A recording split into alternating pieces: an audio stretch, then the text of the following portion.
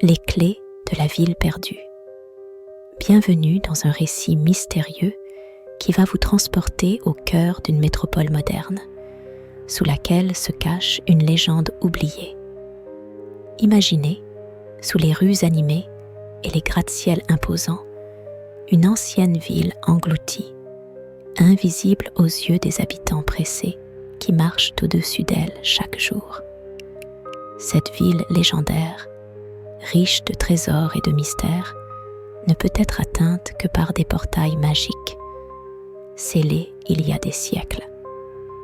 Il pleuvait des cordes. Ce jeudi après-midi, lorsque Alex poussa la lourde porte de la bibliothèque municipale. Le bâtiment, un vestige d'une époque révolue, se dressait fièrement au milieu du tumulte de la ville moderne, comme un gardien des histoires et des secrets du passé. Le jeune historien, dont la passion pour les légendes urbaines n'était plus approuvée, venait chercher refuge entre les murs chargés de livres et de mystères.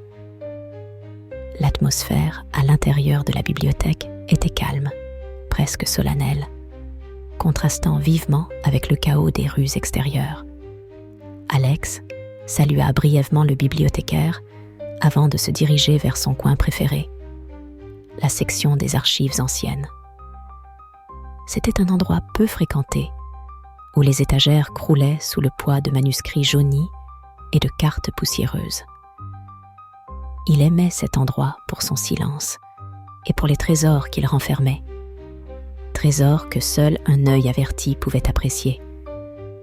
Alors qu'il parcourait les rayons à la recherche de quelque chose de nouveau à découvrir, son regard fut attiré par un volume usé qui semblait avoir été mal replacé entre deux tomes massifs. Intrigué, Alex le sortit avec précaution. La reliure en cuir était craquelée, et le titre doré sur la couverture s'était presque entièrement estompé. Il ouvrit le livre à la première page, où une carte détaillée de la ville, datant de plusieurs siècles, s'étalait sous ses yeux. Ce fut cependant une note en marge de la carte qui captura son attention. Elle était écrite d'une main tremblante, à peine lisible. Les clés de la cité perdue se trouvent parmi nous, cachées à la vue de tous. Alex sentit son cœur battre plus fort. C'était exactement le genre de défi qui l'enflammait. La légende parlait de clés disséminées dans toute la ville, clés qui, une fois réunies, ouvriraient les portes d'une cité antique engloutie sous la métropole actuelle. Déterminé, il décida de suivre la piste laissée par cette note. Chaque clé était apparemment protégée par une énigme liée à un site historique de la ville. La première, selon une annotation en bas de la page, se trouvait là où tout a commencé. Alex savait immédiatement de quel lieu il s'agissait. Le vieux café du marché central, là où les fondateurs de la ville avaient signé son acte de naissance. Avec une excitation mêlée d'appréhension, il rangea le livre sous son bras et sortit de la bibliothèque, prêt à entamer sa quête sous le ciel, encore chargé de pluie. Il ignorait encore les épreuves qui l'attendaient, mais une chose était sûre. Il ne serait plus jamais le même après avoir découvert les secrets de la ville perdue. Alex, le cœur battant d'excitation et le manuscrit bien serré sous son bras, marchait rapidement vers le vieux café du marché central. Le texte ancien lui avait révélé que la première clé se cachait là où la ville avait vu le jour. Le café, connu de tous les habitants comme un repère d'histoire et de tradition, était l'endroit idéal pour débuter sa quête. Arrivé devant le vieux bâtiment, il nota que malgré les nombreuses modernisations alentour, le café avait conservé son charme d'antan avec ses murs en briques et ses fenêtres en arc. À l'intérieur, l'odeur du café fraîchement moulu se mêlait aux effluves de pages anciennes. Une bibliothèque de poche était installée dans un coin, offrant aux visiteurs une plongée dans l'histoire locale. Alex s'approcha du propriétaire, un vieil homme nommé Monsieur Lefebvre, qui aimait raconter des histoires sur la ville. Après les salutations d'usage, Alex mentionna le manuscrit et l'histoire de la ville engloutie. À sa surprise, le visage du vieil homme s'illumina. « Ah, vous parlez des légendes de la cité cachée. Beaucoup pensent que ce ne sont que des contes pour attirer les touristes. Mais il y a quelques vérités dans ces vieux récits, murmura-t-il en jetant un regard complice. Monsieur Lefebvre conduisit Alex au fond du café, vers une vieille armoire en bois. Cette armoire est aussi vieille que le café lui-même, expliqua-t-il en glissant une clé dans une serrure cachée. Avec un déclic, la porte s'ouvrit, révélant un miroir ancien encadré de symboles étranges et de chiffres. « Regardez attentivement, jeune homme. La première clé de votre énigme se trouve ici, » dit Monsieur Lefebvre, pointant le miroir. Alex s'approcha, et à la lumière tamisée du café, il put voir que les symboles formaient un cryptogramme. Les chiffres semblaient indiquer un ordre de lecture. Armé de son crayon et de son carnet, Alex passa les heures suivantes à déchiffrer le message codé. Chaque symbole lentement assemblé pour former une phrase. Sous l'horloge du vieux marché, lorsque sonne minuit, la clé apparaîtra. Émerveillé par sa découverte et encouragé par le soutien de Monsieur Lefebvre, Alex savait où il devait se diriger ensuite. La vieille horloge du marché, située non loin de là, serait son prochain arrêt. Avec la nuit qui commençait à tomber, il avait juste assez de temps pour se préparer à ce que minuit lui révélerait. Après avoir déchiffré le cryptogramme du vieux miroir et découvert l'indice menant à l'horloge du marché, Alex savait qu'il n'avait que peu de temps avant minuit pour continuer sa quête.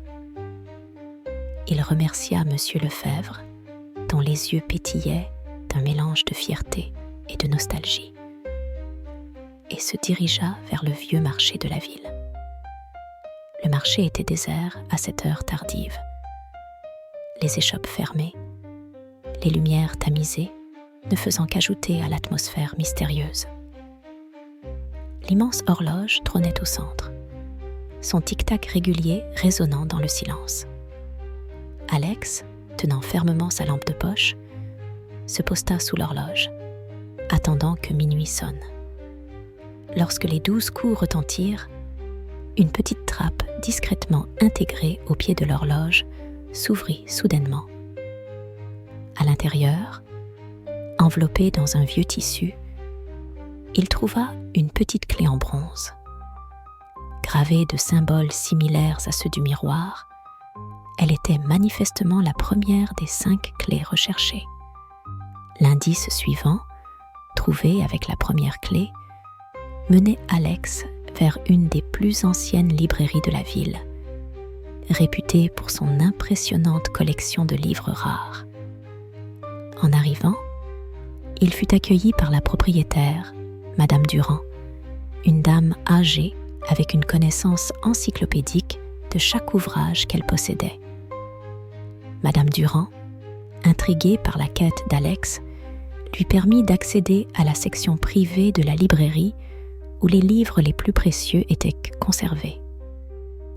C'est là, derrière une édition rare des contes de Grimm, qu'Alex trouva une enveloppe jaunie contenant la 2e clé et un poème crypté. Le poème de la 2e clé guidait Alex vers la tour de l'horloge de la ville, un édifice ancien souvent fermé au public. Avec l'aide du gardien, qui partageait un intérêt pour les légendes locales, Alex grimpa les étages étroits jusqu'à la mécanique de l'horloge. Là, en résolvant un puzzle mécanique qui impliquait d'aligner les aiguilles de l'horloge à une heure spécifique, il débloqua un petit compartiment caché contenant la 3e clé. La troisième clé était attachée à un vieux plan des catacombes de la ville, un réseau de tunnels oublié sous les rues modernes.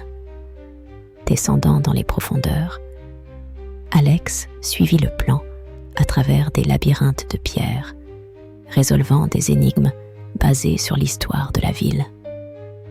Après des heures de recherche, il trouva la quatrième clé dans une ancienne crypte, cachée dans un vase antique. La dernière clé était la plus délicate à localiser. Le seul indice était une énigme faisant référence aux 4 éléments et aux saisons. En méditant sur cela dans le parc de la ville, Alex remarqua un motif de pavé qui représentait les 4 saisons. En suivant ce chemin, il découvrit un jardin caché derrière une vieille muraille. Là, au centre d'un bassin alimenté par un ruisseau naturel, il trouva une boîte immergée contenant la dernière clé.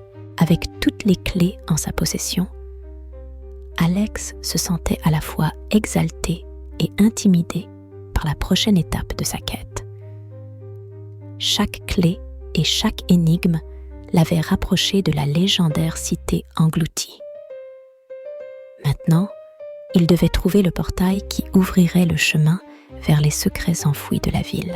Avec les 5 clés en sa possession, Alex se tenait devant les ruines d'un vieux château à la périphérie de la ville. La structure, érodée par le temps mais majestueuse dans sa décrépitude, semblait murmurer des secrets à ceux qui savaient écouter. Selon les dernières indications du manuscrit, c'était ici que se trouvait le portail vers la ville engloutie. Le soleil commençait à décliner, jetant des ombres allongées sur les murs de pierre. Alex, ressentant à la fois une excitation palpable et une nervosité sous-jacente, s'approcha du point précis mentionné dans ses notes. Au pied d'une tour effondrée, il découvrit une série de socles en pierre, chacun avec un emplacement qui semblait taillé pour accueillir les clés qu'il avait collectées. Un à un, il inséra les clés dans les socles correspondants. À chaque clé mise en place, un son mécanique résonnait dans les ruines. Comme le vieux château reprenant vie. Lorsque la dernière clé fut tournée, un grondement sourd ébranla le sol.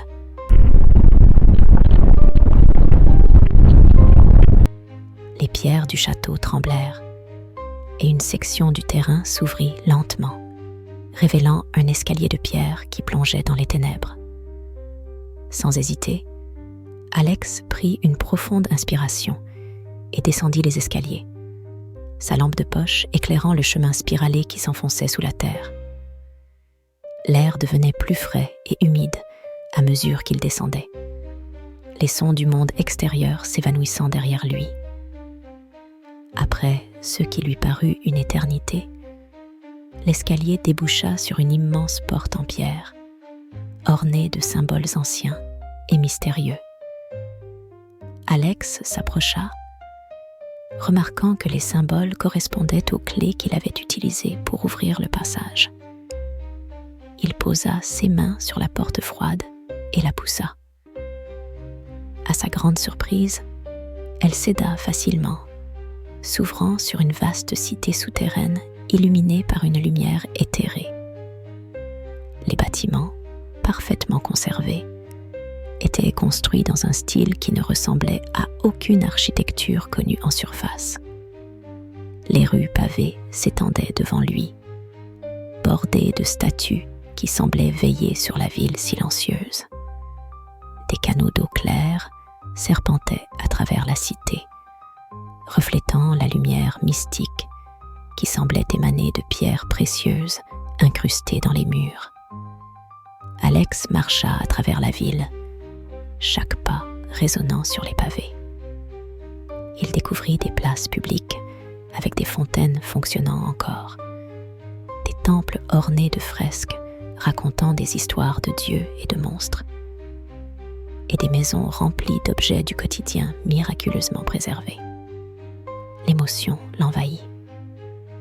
Il était le premier à fouler ces haies rues depuis des millénaires. Tout autour de lui, les secrets de la ville perdue attendaient d'être découverts. Mais, conscient de la fragilité de ce monde oublié, il savait qu'il devait prendre des décisions importantes sur ceux qu'il allait révéler au monde extérieur. Après avoir traversé la ville engloutie, émerveillé par chaque découverte, Alex s'arrêta au centre d'une grande place, là où trônait une imposante statue d'un roi inconnu, les bras ouverts comme pour accueillir ou avertir les visiteurs. Le poids de l'histoire qui l'entourait était palpable.